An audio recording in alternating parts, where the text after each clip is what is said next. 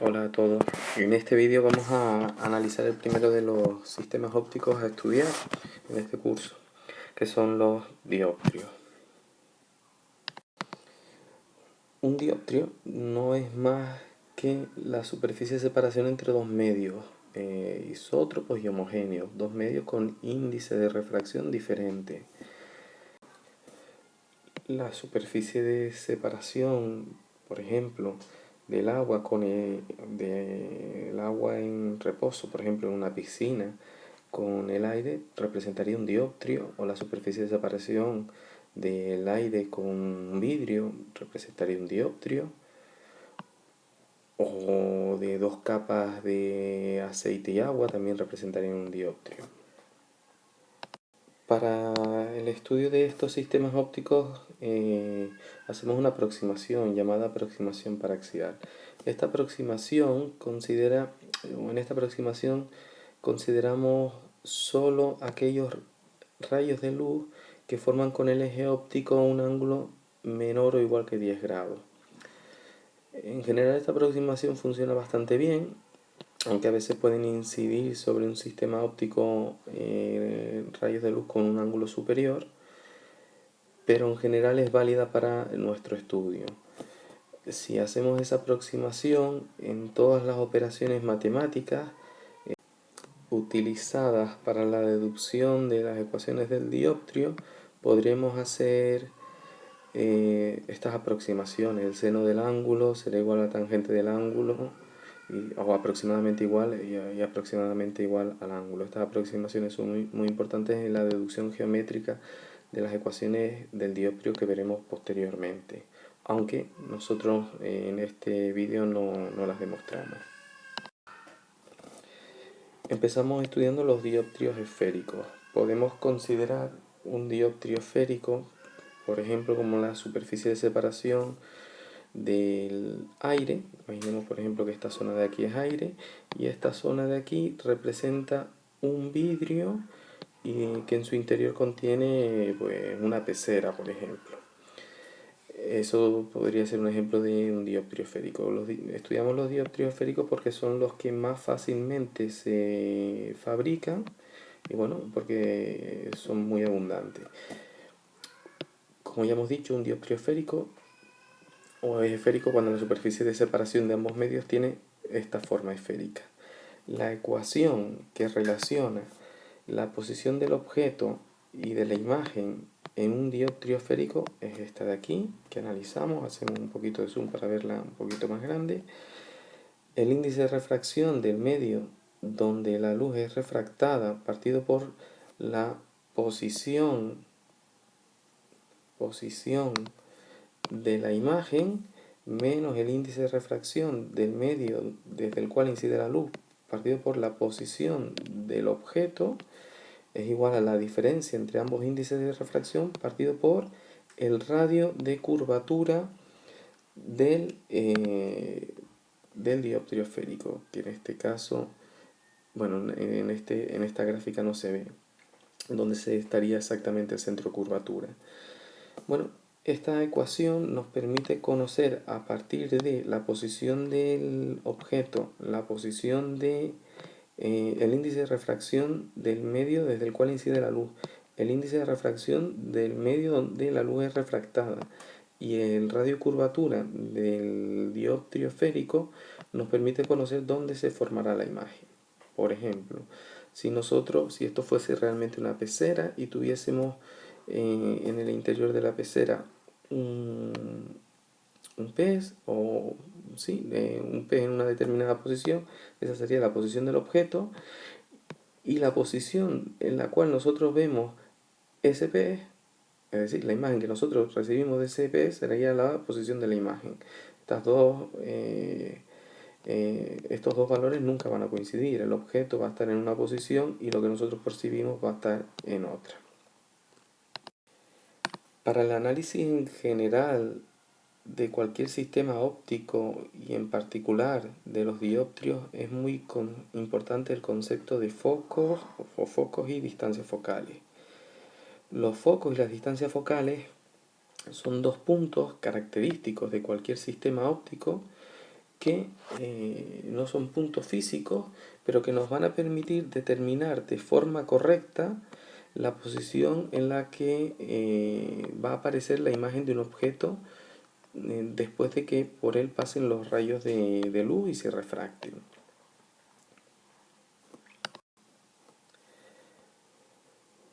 Tenemos dos focos. En primer lugar, el foco objeto. Lo definimos como un punto del eje óptico tal que todos los rayos que parten de él salen paralelos tras pasar por el dioptrio al refractarse. Es decir, si aquí estuviese el foco objeto, cualquier rayo que incida y pase por él, al llegar al dioptrio va a salir paralelo al eje óptico. Sale paralelo al eje óptico. Todos los rayos que pasen por este punto, al llegar al dioptrio, saldrían paralelos al eje óptico. Ese punto se llama foco, y la distancia del punto al vértice del dioptrio, que recuerden que es un punto que tomamos como origen de nuestro sistema de referencia, lo que llamamos distancia focal imagen. Distancia focal objeto. La distancia focal objeto la representamos por una F minúscula, el foco objeto por una F mayúscula. De manera análoga podemos definir el foco imagen. El foco imagen es un punto del eje óptico tal que todos los rayos que vienen del infinito, o lo que es lo mismo, vienen paralelos al eje óptico, al refractarse van a pasar por ese punto. Cualquier rayo que venga de paralelo al eje óptico, cuando se refracte va a pasar por el foco imagen. El foco imagen lo representamos por una F con el simbolito prima que llevan todo lo referido a la imagen mayúscula, y la distancia desde el vértice del dioptrio hasta la posición del foco imagen o de la focal imagen la llamamos distancia focal imagen. Para calcular el valor de la distancia focal objeto F minúscula o el de la distancia focal imagen F' mayúscula, sustituimos por separado evidentemente S' tendiendo a infinito en la ecuación del dioptrio en el primer caso y despejamos F, o S tendiendo a infinito en la ecuación del dioptrio en el segundo caso y despejamos F'. Eso lo hacemos en el primer caso, es decir, para el cálculo de la distancia focal objeto, sustituimos S' por infinito, pues porque los rayos se van hacia infinito. Si hacemos esa sustitución, obtendríamos que la distancia focal objeto viene dada por esta expresión, menos n, índice de refracción del medio incidente, por el radio de curvatura del dioptrio, partido por el índice de refracción del medio refractado, menos el índice de refracción del medio incidente. De manera análoga, haciendo S tender a infinito, porque los rayos del espacio objeto o en el espacio objeto provienen del infinito, podríamos obtener la distancia focal imagen y obtendríamos que esa distancia focal imagen es igual a n', índice de refracción del medio refractado, por el radio de curvatura partido por n' menos n, es decir, la diferencia de los índices de refracción del medio refractado e incidente. Es importante que mientras ven este vídeo, pues vayan haciendo un formulario para de alguna forma ir memorizando estas ecuaciones. Bueno, no es necesario memorizarlas, pero sí de alguna forma adaptarnos a su uso. A partir de estos valores de los focos, de este y este, combinándolos de diferentes formas podríamos llegar a estas relaciones que, bueno, en algún caso nos puede ser útil, aunque repito que no es necesario memorizarla. La distancia focal objeto partido por la distancia focal imagen es igual al menos índice de refracción del medio incidente partido por índice de refracción del medio refractado. La suma de las dos distancias focales, por otro lado, es igual al radio de curvatura. Ambas relaciones son inmediatas, simplemente tendríamos que realizar pues las operaciones que vemos, dividir f entre f' o sumar f más f' y operar, y en uno o dos pasos obtendríamos ese resultado. Y finalmente, en la distancia focal objeto entre la posición del objeto más la distancia focal imagen entre la posición de la imagen es igual a 1. Seguidamente pasamos a hablar del aumento lateral. El aumento lateral, lo que lo representamos por la letra griega beta, no es más que la relación que existe entre el tamaño de la imagen, que la vemos ahí en ese sistema óptico, y el tamaño del objeto. Hay que tener en cuenta que este sistema óptico no es un dioptrio, esta sería la representación, como veremos más adelante, de una lente.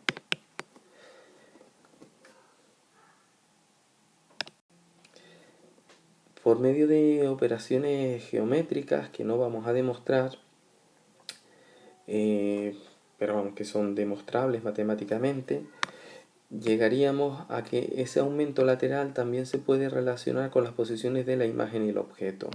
Ese aumento lateral